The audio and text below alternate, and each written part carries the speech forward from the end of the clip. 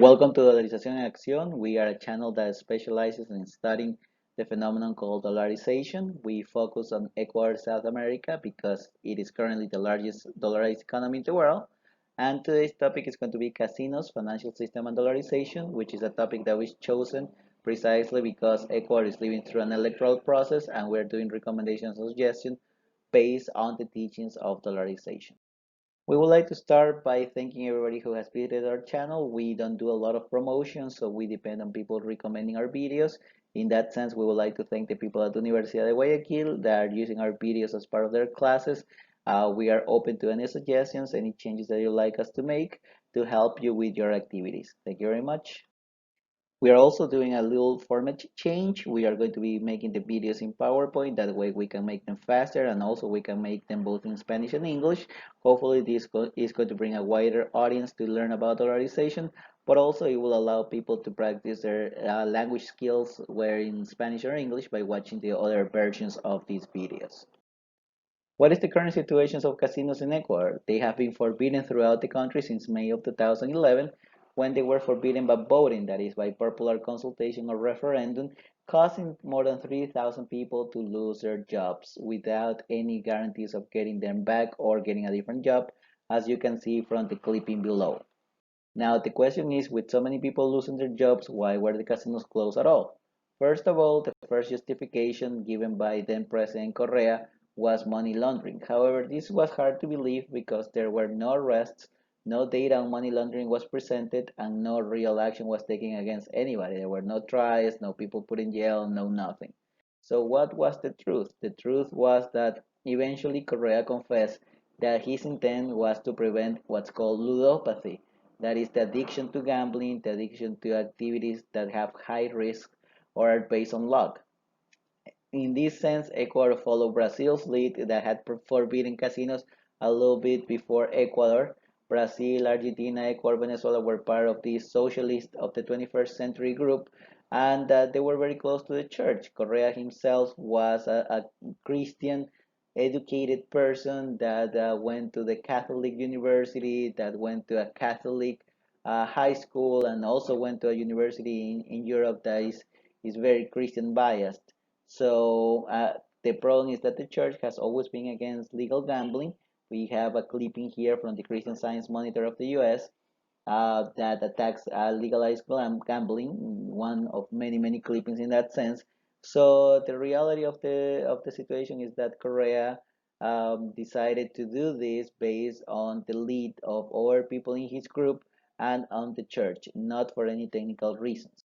Now, before anybody sides with Correa because of his Christian beliefs, let's remember that Correa himself was a very hypocritical person. I mean, his campaign was funded by money that was laundered from Colombia's drug cartels, specifically the FARC. This has been documented. His government was full of corruption. Many people have ended up in jail, and he himself has an order of capture. And Correa even protected pedophiles that were very close to him. There are two clippings over there that refer specifically to those pedophiles that were friends of his and that he protected during his government. This cannot possibly be in agreement with any Christian values. Besides this, the way that the decision was taken was immoral. The decision was taken through what's called a block vote, or that is called a plancha here. That is, that you create a situation of paradox of choice, as described by Barry Schwartz, where you give people so many options and so much information that it's hard for them to decide, to discern which is the optimal decision and what is the most beneficial decision to make. Indeed, you did that, and then you provide them with an easy solution like vote everything yes or vote everything no. And the result is that even though in Ecuador only 45% of the people that voted supported this measure, the law still passed, and we don't have any casinos anymore. Since 2011, another immoral decision is that few political leaders in Ecuador and even fewer business leaders have complained about the situation, with just one random candidate out of 19 that are participating in the elections right now. Only one of them has randomly mentioned this. And I say randomly because this is a candidate that has no technical background to understand why casinos are important for a dollarized economy. Now, why the financial system is so necessary in dollarization? Let's remember that. Because dollarization is a monetary system and money is managed through the financial system. So we need a financial system to manage the money, to manage the currency. And dollarization resembles, but it's not the same as the gold standard. So in the gold standard, wealth came from three sources: trade surpluses, gold production, or financial markets through interest rates. In dollarization, it's not possible to produce dollars. There are no dollar trees, there are no dollar mines.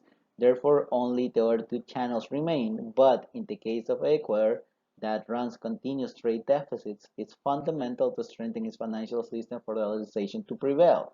In this sense, I don't like to use Panama too much as an example of dollarization, but we should recognize that Panama has a very strong financial system that allows them to fortify its dollarization and not put it in risk of falling. How casinos influence the financial system? All modern casinos use financial instruments in its operations, mainly credit cards. Nobody walks into a casino with $10,000 in their hands. They walk with a credit card, with a check, or with a transfer. It allows for the monitoring of irregular transactions because you know where the money is coming from, where the money is going to, and who has it. It promotes technological transfer through new payment tools such as personalized credit cards, mobile payments, and cryptocurrencies. It contributes to the creation of financial money, the famous money multiplier, because the more money that you have in the economy, the less cash that you're going to need. Remember that in a dollarized economy, you cannot print money. So if you create money through the financial system, that is, if you give people credit, if you give people financial instruments, you need less cash, which is the problem when you're dollarized. How would casinos contribute to dollarization? First of all, they will create financial deepening. That is, more people will demand financial instruments to be able to play at the casinos. Financial density, more operations will be performed with financial instruments because obviously the more people that you have at the casinos, the more they're going to be using financial intermediation. Financial diversity, more financial products, including cryptocurrency markets, etc. It will give a wider range of options for the financial system. How would this contribute to growth? First of all, it will be a social contract because you are going to have financial institutions that are going to be able to monitor addictions like gambling addictions. They're going to be able to set limits. They're going to be able to prevent people from getting indebted more than they can pay. Also, you're going to have financial education because the financial institutions can provide financial education to the people holding their instruments. And this is very important in dollarization because you wouldn't only have financial education regarding gambling, but also in the use of credit and the use of money, which is very important when you cannot print out the money. Which takes us to the next point, more taxes. In dollarization, you cannot have what's called inflation tax. You cannot devalue the currency.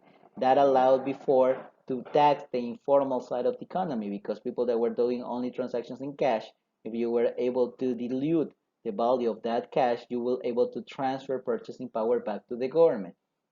In dollarization, you cannot do that. You can only tax the formal side of the economy. That is that if you have a bigger side of the economy that is formalized, like in a casino, then you're going to have a wider tax base. That cannot be anything bad in dollarization. On the opposite, it's pretty good in dollarization. You will create more direct and indirect jobs. If in 2011, 3,000 plus jobs were lost because of this action, it's quite likely that by 2021, when this law can be changed, you are going to be able to create anywhere between 4,000 and 5,000 jobs, which are very necessary in these times of crisis in Ecuador. Finally, it increases the amount of transactions, speeding up money velocity. Money velocity actually dropped from before the dollarization process, when the money velocity in Ecuador was actually higher than that of the United States, to being lower than that of the United States right now. So this creates a problem because it means that you need more cash to create the same amount of value of transactions in an economy. Therefore, if we increase the amount of the velocity of money in the economy, we are going to need less cash that we cannot print out. In conclusion, the loss of casinos implies not just a high social cost for Ecuador because of the loss in jobs, but a regression on the purpose to strengthen and foster dollarization in the country. Any incoming government will do well to revert this measure for the sake of Ecuador's development. With that, we'd like to thank you for your attention. If you like the video, please give us a thumbs up and subscribe and share it if you can. Thank you very much. Until next time.